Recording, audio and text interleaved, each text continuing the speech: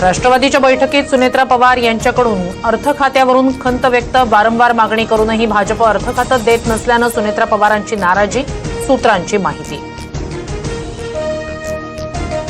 राष्ट्रवादीत नाराजीचा सूर कायम, मुंबईत असूनही प्रफुल्ल पटेल बैठकीला गैरहजर राहिल्यानं चर्चांना उधाण, तर गैरहजेरीमागे काही कारण असेल, भुजबळांची प्रतिक्रिया। राष्ट्रवादीच्या बैठकीत भुजबळ आणि तटकरेंमध्ये जुंपली, सूत्रांची माहिती। दादांच्या निधनानंतर पक्ष वाढवत असताना आम्ही टीकेचे धनी का, सुनील तटकरेंकडून बैठकीत सवाल उपस्थित, तर भुजबळांचा तटकरेंवर आक्षेप। पवारांच्या राष्ट्रवादीचे नेते प्राजक्त तनपुरे भाजपच्या वाटेवर असल्याच्या चर्चा, भाजपकडून विधान परिषद लढण्याची शक्यता। तनपुरेंनी जयंत पाटलांचा हात जोडतानाचा फोटो पोस्ट केल्यानं चर्चांना उधाण। विधान परिषदेच्या 17 पैकी 14 जागांवर भाजपचं एकहाती बहुमत। रायगड, रत्नागिरी, सिंधुदुर्ग मतदारसंघात शिवसेनेकडे बहुमत, तर पुणे, परभणी, हिंगोलीत राष्ट्रवादीकडे जादुई आकडा।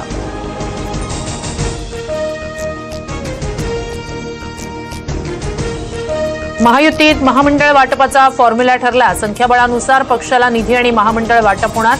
भाजपकडे 48%, शिवसेनेकडे 29% आणि राष्ट्रवादीकडे 23% निधी जाणार, मंत्री भुजबळांची माहिती। दिल्लीत आज 2 महत्वाच्या बैठका, कांदा आणि सिंचन प्रश्नावर तोडगा निघणार। मुख्यमंत्र्यांसह दोन्ही उपमुख्यमंत्री आज दिल्लीत, केंद्रीय मंत्री अमित शहा आणि मंत्री CR पाटील यांच्यासोबत बैठक।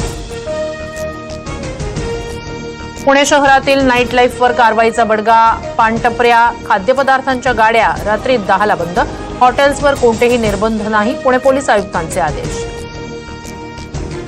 शासकीय अधिकारी कर्मचाऱ्यांच्या बदल्यांना 30 जूनपर्यंत मुदतवाढ, जनगणनेच्या कामामुळे बदल्यांना काही काळ स्थगिती देण्याचे केंद्र सरकारचे निर्देश, मंत्रिमंडळ बैठकीत सूचना।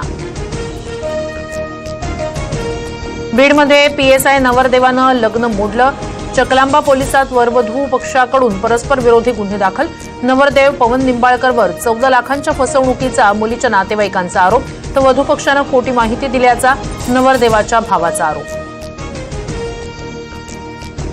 अमरावतीच्या रामपुरी कॅम्पमध्ये दहशत निर्माण करणारा बिबट्या अखेर जेरबंद, 3.5 तासांच्या अथक प्रयत्नांनंतर वनविभागाकडून बिबट्याचा रेस्क्यू, नागरिकांनी सुटकेचा निश्वास सोडला। गुजरातचा 92 धावांनी पराभव करत बंगळुरूची फायनलमध्ये एंट्री, बंगळुरूच्या 255 धावांच्या प्रत्युत्तरात गुजरात 162 धावांवरच गारत, रजत पाटीदारची 93 धावांची खेळी ठरली निर्णायक।